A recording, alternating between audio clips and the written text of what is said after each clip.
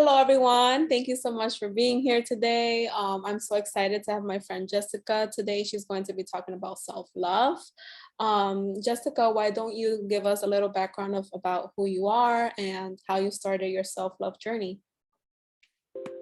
Hi, everyone. My name is Jessica, and I am a self love coach. So, I started my self love journey probably a couple of years, like 4 years ago, around 4 years ago. I was seeking love in the wrong places, in people and things, and I was never fulfilled. I was never fulfilled, and I'm like, wait a minute, there's something wrong here. So I started shifting the focus on me, and I went inward and started, giving myself love and discovering the power within me. And after that, I saw my life turned around right in front of my eyes. I was able to magnetize all my desires and live an abundant life. So, the secret code is go inward first. So I've been a self-love coach for a year now. I decided to to create a business on this. And right now I'm working with women, but in the future I'll be working with men. So I am teaching them my tools that worked for me on how I went inward and starting taking care of myself. So I'm guiding them with this, and so far it's been so successful. And they're literally magnetizing their desires right in front of their eyes. And yeah, so I'm a self-love coach, and I'm here. Thank you so much for inviting me. And I want to give everyone a background as to what self-love is and the effects it can have on your future.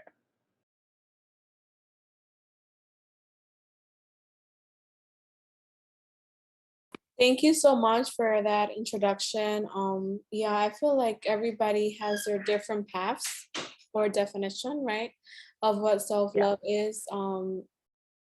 It's such a broad topic, and it means so much in different ways, and we exercise it right in different ways, depending on your path or journey, what phase you're in.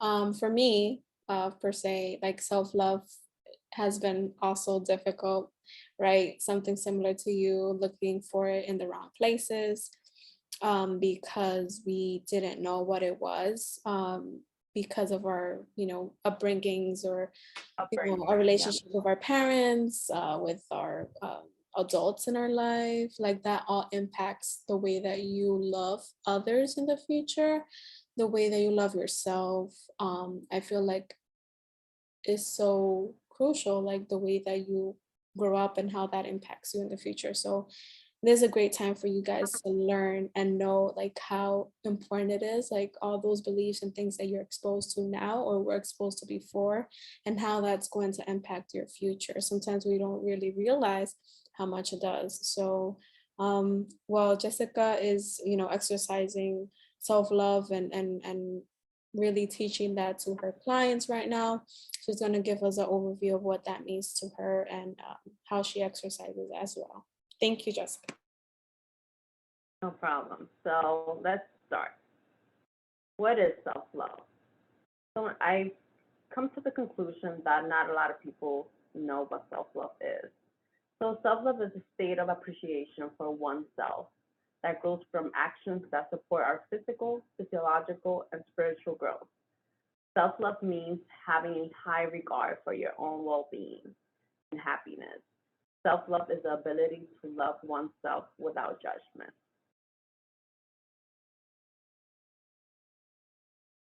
What's so important about self-love? So it does motivate you to make healthy choices in life. It increases confidence and awareness of personal skills and abilities. Your inner world creates your outer world. Without self love, you drastically decrease your ability to be successful at anything. Self love reduces stress. When you love yourself, you recognize signs of burnout and can take steps to reduce your stress. Without self love, you might not believe you deserve a break. People with healthy self love are more willing to take time to care for themselves whenever they are feeling stressed. What does self love mean? Accepting yourself as you are in this very moment for everything that you are. It means accepting your emotions for what they are and putting physical, emotional, and mental well being first. So now we know that self love motivates you to make healthy choices in life. When you hold yourself in high esteem, you're more likely to choose things that nurture your well being and serve you well. These things may be in the form of eating healthy, exercising, or having healthy relationships. Self care. For many people, self love is another way to self care.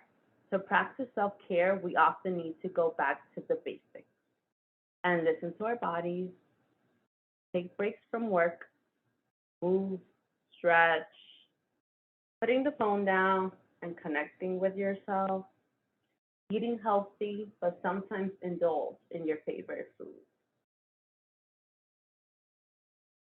Self love can mean talking to and about yourself with love, prioritizing yourself, giving yourself a break from self judgment, trusting yourself, being true to yourself, setting healthy boundaries. That's actually how I started.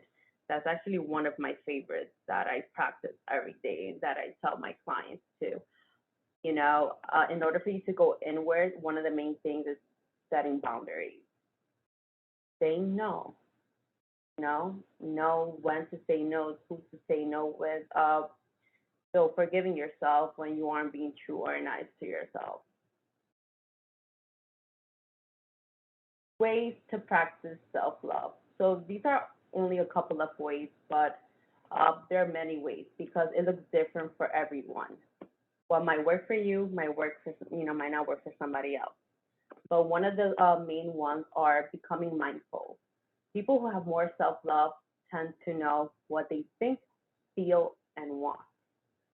Taking actions based on need rather than want. By staying focused on your needs, you turn away from automatic behavior patterns that get you into trouble, keep you stuck in the past, and lessen self love. Practicing good self care. You will love yourself more when you take better care of your basic needs.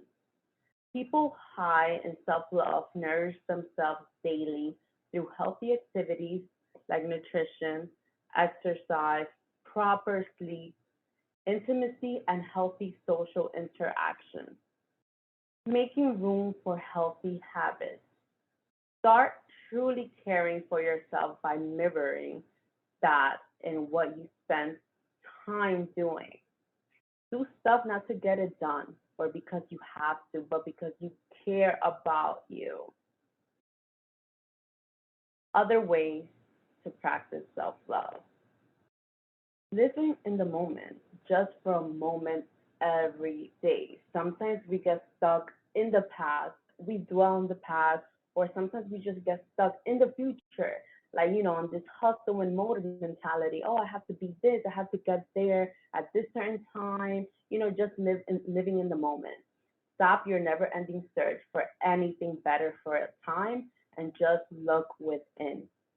Recognize your origins and the wonder of the present. Realize how fortunate you are to be a living, breathing, and functioning human being. And a lot of times we forget that. A lot of times we do not know how to be present. So daily gratitude is also one of my favorites. Daily gratitude is the key to happiness and loving yourself. I've always said this. Uh, we have to be grateful for what we have at this moment because I've noticed practicing gratitude, the way I practice gratitude is by journaling. In the morning, every day, I journal three things I'm grateful for. So every day it looks different. Some days it looks the same, and I say it out loud. I am grateful for this, this, and this because you know what gratitude does? It activates your blessings. Start a gratitude journal. and take 3 minutes out of your day to think about all the things you have to be thankful for, such as your health, your life, your friends, the roof over your head, the food you have to, eat. Embrace the fact that you cannot control everything. So this is all also one of the crucial ones. The only things you can control are the ones you can change, including your reactions. Recognize that, like the weather, you do not influence other people, their decisions, or their actions. Check in with yourself emotionally. What mood are you in?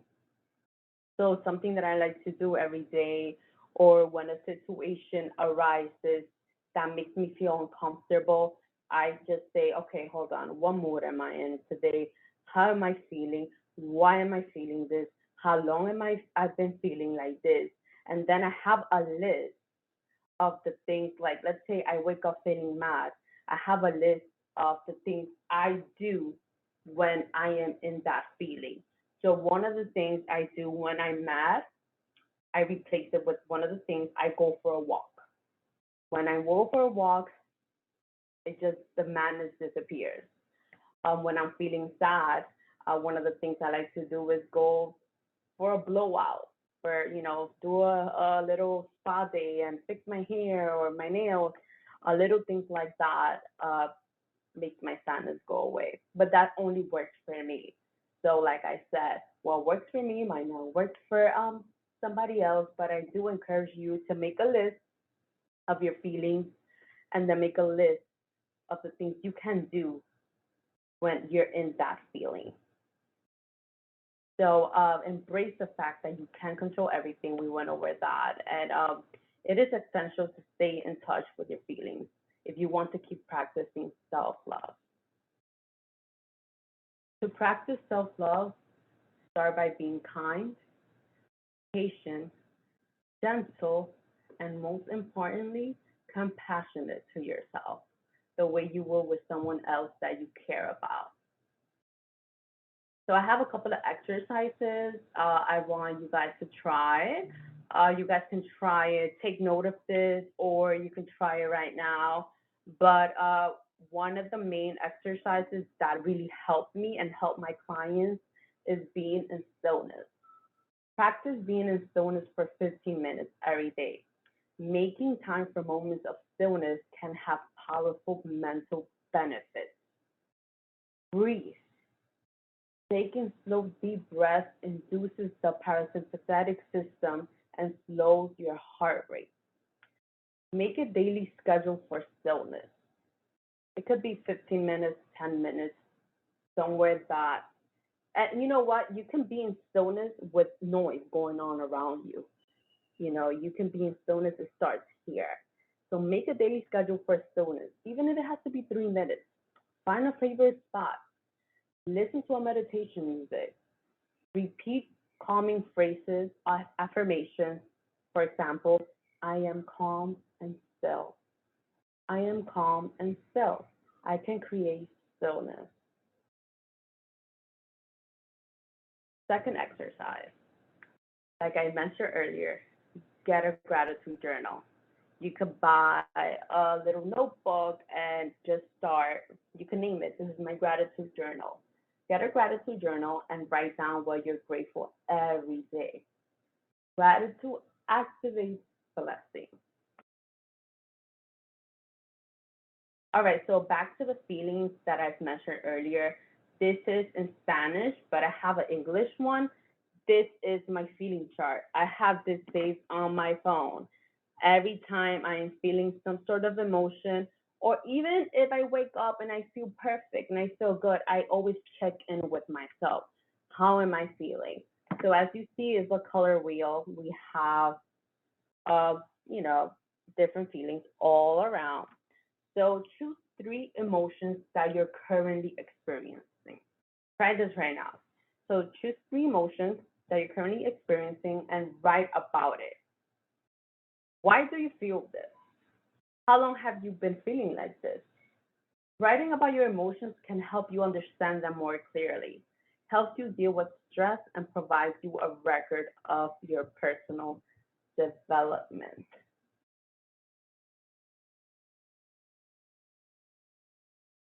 I'll be emailing this to Kateryn just in case anyone wants this, and you can save it on your phone. I'll be emailing her all of this. Self-love is the foundation to magnetize all your desires. And that is my presentation. Yeah. So thank you. let me know That if was amazing. let me know if anyone has any questions or anyone needs assistance practicing this. Because let me tell you something, no matter like how busy you are or how old you are, when you practice self-love and you start discovering yourself, you start living an abundant life. All the great things that you desire just start gravitating towards you. Because you know why? Because you already took care of yourself and you poured into yourself. And we're not seeking that in anyone or anything. And I feel like everybody's like, oh my God, how do you do it? You're so happy, you're so abundant, you're so this. I'm like, I love myself, I take care of myself, and I practice self-love. And it literally magnetizes all my desires. So I hope you guys gain some clarity or inspiration to take care of yourself and to practice these rituals or tools that I provided.